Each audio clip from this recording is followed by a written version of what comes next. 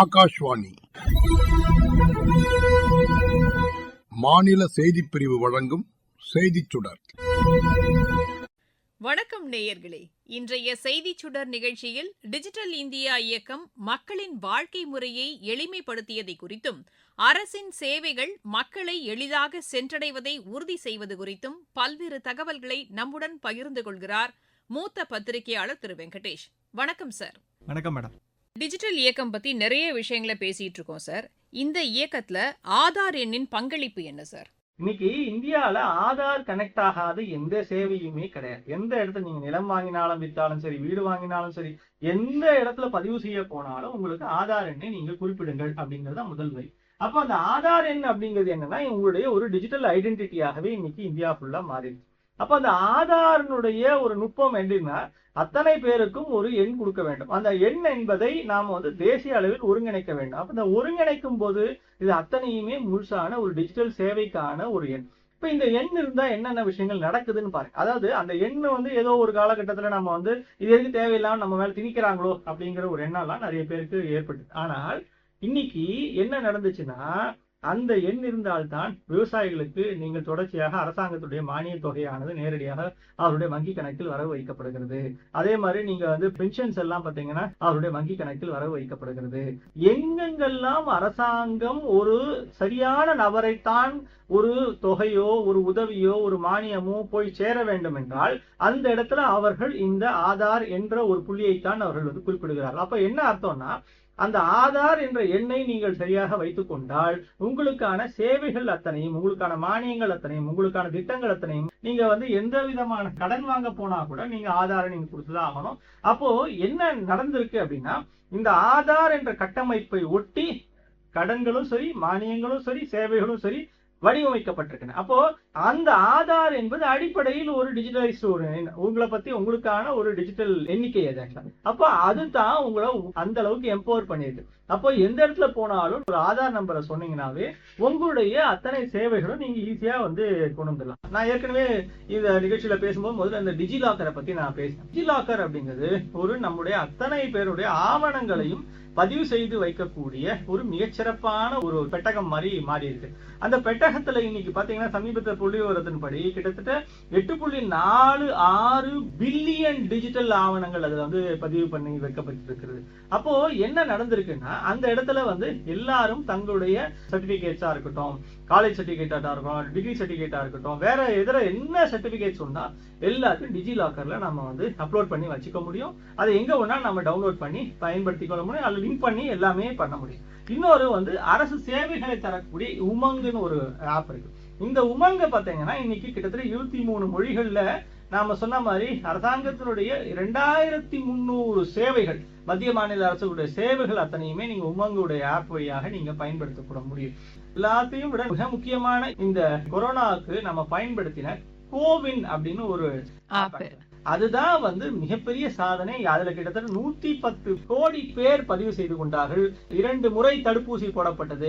220 கோடி பேருக்கான தடுப்பூசிகள் போடப்பட்டது. முழுசா அந்த கோவினுடைய சைட்ல இருந்து தான் பதிவாகி இருக்குது. இன்னைக்கும் நீங்க போய் உங்களுடைய கொரோனா சர்டிபிகேட்டை நீங்க டவுன்லோட் பண்ணி கொள்ள முடியும்.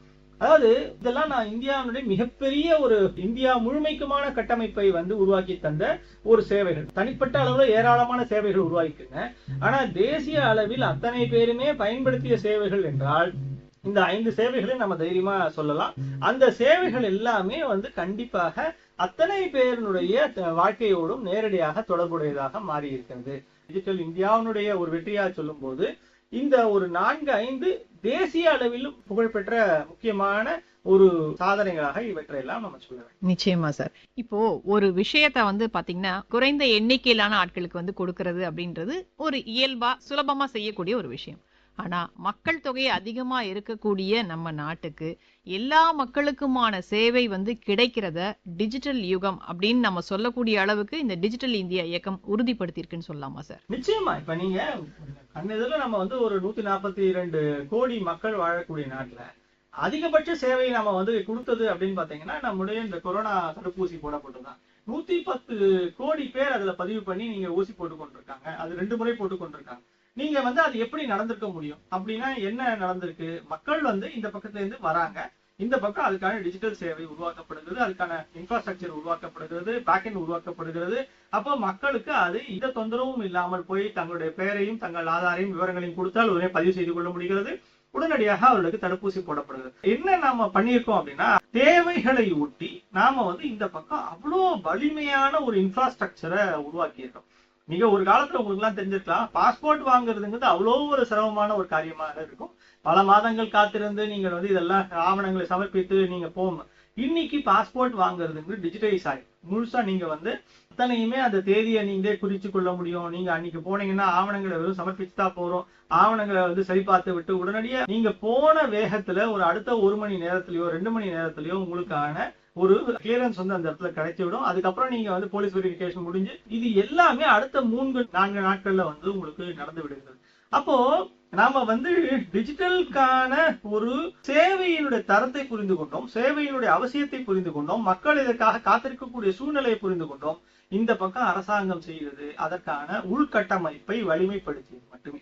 அதில் தான் பெருமளவு முதலீடு நடைபெற்று இருக்கிறது. அந்த முதலீடானது நேரடியான மக்களுடைய நலனுக்கான ஒரு சேவையாக அது மாறி இருக்கிறது. அந்த வகையில தான் இந்த முன்னேற்றங்களை எல்லாம் நம்ம பார்க்கிறோம். நிச்சயமா சார். இப்போ கோவிட் தடுப்பூசிக்கான இணையதளம் அதை பத்தி பேசணும். இன்னைக்கு காலகட்டத்துல குழந்தைங்களுக்கு செலுத்தக்கூடிய தடுப்பூசிகளுக்கு கூட பாத்தீங்கன்னா இணையதளம் வந்துருச்சு. அப்போ கிராமத்துல இருக்க மக்களுக்கு கூட அடுத்து என்ன நம்ம தடுப்பூசி நம்ம குழந்தைக்கு செலுத்தணும் அப்படிங்கிற ஒரு அந்த ஃபாலோ அப் அப்படிங்கிறது கிடைக்குது. இந்த மாதிரி சுகாதாரத்துறையில இந்த டிஜிட்டல் இயக்கம் பாத்தீங்கன்னா நிறைய முன்னேற்றங்களை ஏற்படுத்தி இருக்கு. குறிப்பிடத்தக்க முன்னேற்றங்கள் என்ன சார்? ஒண்ணு முதல் முன்னேற்றம் உங்களுக்கான ஒரு டிஜிட்டல் ஆவணப்படுத்து. குறிப்பா நீங்க இன்னைக்கு முன்னாடி எல்லாம் பாத்தீங்கன்னா ஒரு மருத்துவமனைக்கு போனீங்கன்னா உங்களுக்கு மருந்து எழுதி கொடுத்தாங்கன்னா அந்த மருந்தை நீங்க குறிப்பு வச்சுக்கணும், இல்லைன்னா ஃபைல நீங்க கையில வச்சுக்கணும். சோ அதுலதான் உங்களை பத்தி இருக்கக்கூடிய எல்லா டெஸ்டுடைய விவரங்களும் இருக்கும், மருந்துடைய விவரங்கள் எல்லாமே இருக்கும். இன்னைக்கு ஆபான்னு ஒரு கார்டு இருக்கு, ஆயுஷ்மான் பாரத் ஐடி கார்டுன்னு அதுக்கு பேருங்க.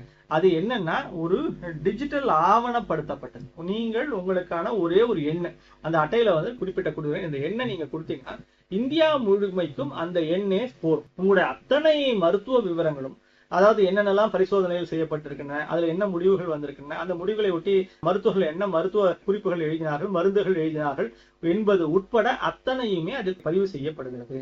இதை மாதிரியான ஒரு மிகப்பெரிய சேவை எங்கேயுமே நம்ம பார்க்க முடியும். இந்த சேவையானதுக்கு ஒரு காலகட்டத்தில் இந்த மாதிரிலாம் நடக்குமா, வாய்ப்பு இருக்கா, நம்ம தேவையில்லாம பையில தூக்கி கொண்டு ஊரா போறோமே அப்படின்லாம் நினைச்சிருக்கேன். ஆனா இன்னைக்கு அதெல்லாம் அவசியமே கிடையாது. உங்களுக்கு அந்த எண் மட்டும் இருந்தா போறோம். அது நீங்க இந்த ஆபா கார்டு வச்சுக்கொண்டீங்கன்னா உங்களால சுலபமாக இதை எந்த ஊருக்கும் எந்த இடத்துக்கும் நீங்க கொண்டு போய் காமிக்க முடியும், மருத்துவம் பார்த்து கொள்ள முடியும். அது அப்படியே கண்டினியூஸா ஃபாலோ அப் ஆகும். இது மருத்துவத்துறையில சுகாதாரத்துறையில ஏற்பட்டிருக்கூடிய மிகப்பெரிய முன்னேற்றமாக நான் கருதுகிறேன். பல வேறு முன்னேற்றங்கள் வேற வேற இடங்கள்ல மருத்துவமனை அளவில் நடந்திருக்கிறது, மருந்துகள் அளவில் நடந்திருக்கிறது, சிகிச்சையில நடந்திருக்கிறது. குறிப்பா நீங்க மக்கள் மருந்தகங்கள் எல்லாம் இன்னைக்கு நான் மிகப்பெரிய மாற்றத்தை ஏற்படுத்தி இருக்கு. ஜெனரிக் மெடிசனை பத்தி பெரிய புரிதல் ஒண்ணு ஏற்பட்டிருக்கு. இது எதுவுமே நம்ம குறைச்சு சொல்லக்கூடாது. ஆனா டிஜிட்டைஸ்டு பண்ணோம் அப்படின்னு சொன்னா உங்களுடைய மருத்துவ ஆவணங்கள் அத்தனையுமே டிஜிட்டைஸ் செய்யப்பட்டிருக்கு. அப்ப இந்த மருத்துவ ஆவணங்கள் டிஜிட்டைஸ் செய்யப்பட்டதுன்னா என்னன்னா ஒரு என்டையர் பாப்புலேஷனுடைய அவங்களுடைய ஆரோக்கியம் எப்படிப்பட்டதாக இருக்கிறது, ஒரு குறிப்பிட்ட பகுதியில் ஏதேனும் ஒரு தொற்று நோய் பரவுகிறதா, அல்லது ஒரு குறிப்பிட்ட பகுதியில் இருக்கக்கூடிய குழந்தைகளுக்கு ஏதேனும் சுகாதார கேடு நடைபெற்றுக் கொண்டிருக்கா, இதை அத்தனையும் மேலிருந்தே நம்மால பார்க்க முடியும். அப்போ ஒரு அரசாங்கம் ஒரு நடவடிக்கை எடுக்க வேண்டும், ஒரு குறிப்பிட்ட ஒரு இன்டர்வென்ஷனை செய்யணும்னா நீங்க ஏதோ ஒரு பகுதியில தொடர்ச்சியாக நீங்க ஏதோ ஒரு குறிப்பிட்ட நோய் பரவுகிறது, அந்த இடத்துல இருக்கக்கூடிய குழந்தைகளும் பெரியவர்களும் தொடர்ச்சியா இதுக்காகவே அங்க போய் மருத்துவம் பாத்துக்கிறாங்க. எதுக்காக பாத்துக்கிறாங்கன்னா அவங்க டிஜிட்டல் ஐடியில இருந்து நம்மளால ஈஸியா கண்டுபிடிக்க முடியும் எதுக்காக வந்திருக்கிறாங்க.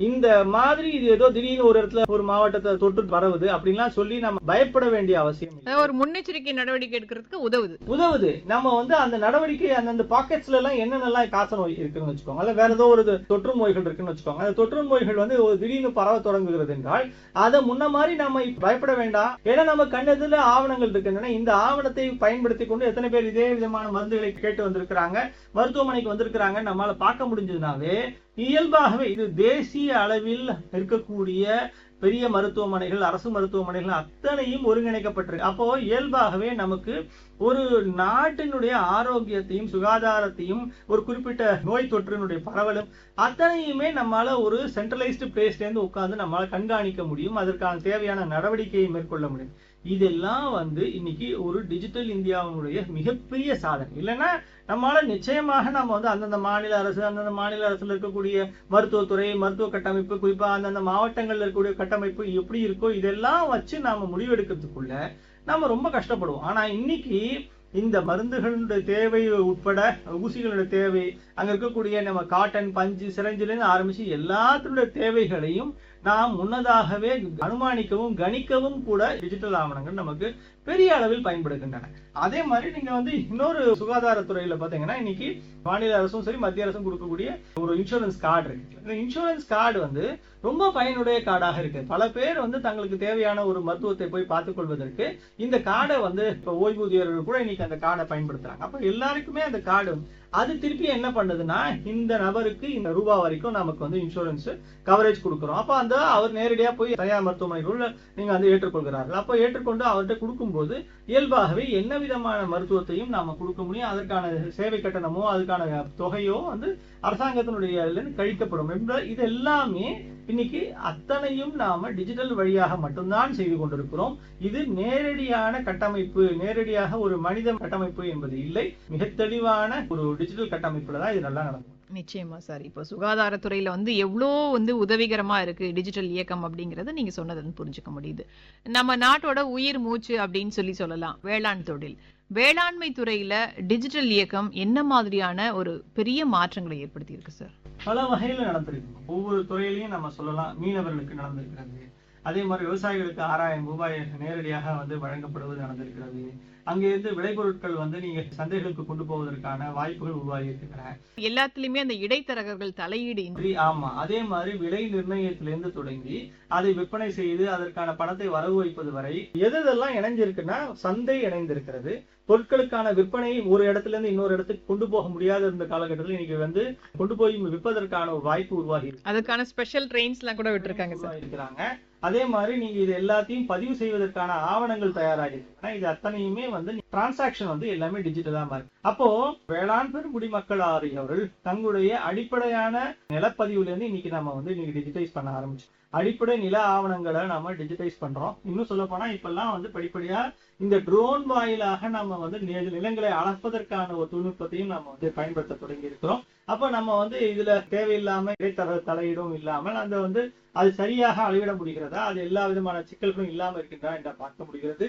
அதுக்கப்புறம் நீங்க அதன் மேல செய்யக்கூடிய விவசாயம் இதெல்லாம் வரும்போது அவங்க அந்த இடத்துல என்னென்ன விதமான ஒரு தொழில்நுட்பங்களை பயன்படுத்த முடியும். அதாவது என்டையர் கட்டமைப்பினுடைய பயனாளிகளாக விவசாயிகள் அமைகிறார்கள். அவர்களுடைய தேவைகளை ஒட்டி அது சந்தையாக இருந்தாலும் சரி, விளைபொருட்களுக்கு பின்னாடி கொண்டு போய் சந்தையில கொண்டு போய் விற்பதற்கான வாய்ப்பாக இருந்தாலும் சரி, வெளி மாநிலங்கள் வெளியூர்களுக்காக இன்னும் வெளிநாடுகளுக்கு ஏற்றுமதி செய்வதாக இருந்தாலும் சரி, எல்லா முனைகளிலும் இந்த ஒரு இணைய சேவையானது தொடர்ச்சியாக ஒரு கட்டமைப்பை உருவாக்கி கொண்டே இருக்கிறது. இதே மாதிரி மீனவர்களுக்கு உருவாக்கி இருக்கிறது. இதே மாதிரி பால்வளத்துறையில உருவாக்கி இருக்கிறது. சோ இது எல்லாமே அந்த பகுதியினுடைய அந்த விவசாயத்தினுடைய ஒரு பல்வேறு துணைப்பிரிவுகளா இருக்கக்கூடிய இந்த தேவைகளை ஒட்டி படிப்படியாக அங்க இணைய சேவைகள் வந்து சேர்க்கின்றன. பால் சொசைட்டிஸ் எல்லாம் இன்னைக்கு வந்து படிப்படியா டிஜிட்டைஸ் ஆகி கொண்டிருக்கு. அப்போ நாம புரிஞ்சுக்கிறோம்னா ஒரு தொழில், குறிப்பாக நீங்க விவசாயம், அப்போ அந்த இடத்துல உற்பத்தி செய்யக்கூடிய இடத்துல இருந்து என்ன விதமான தேவைகள் இருக்கின்றனவோ அந்த இடத்துல அதுல முதல் உதவி, வியாபாரம் செய்வதற்கான உதவி, அதுக்கப்புறம் பின்னாடி அதற்கான சேமித்து வைப்பதற்கான உதவி, பணத்துக்கான உதவி, இது கடன் வேணும்னா கடனுக்கான உதவி, விவசாயத்துக்கு எல்லாம் தேவைப்படக்கூடிய இடுபொருளுக்கான கடன் வாங்கணும்னா அந்த கடனுக்கான சேவை, இது எல்லாமே ஒருங்கிணைந்ததாக மாறி இருக்கிறது. இது அத்தனையுமே இணையம் வாயிலாக நடைபெறுகிறது. சுகாதாரம் மற்றும் வேளாண் துறைகளில் பல்வேறு முன்னேற்றங்களை டிஜிட்டல் இயக்கம் ஏற்படுத்தி இருக்கிறது. நேயர்களே, இந்த நிகழ்ச்சியின் 3ஆம் பாகம் நாளை ஒலிபரப்பாகும்.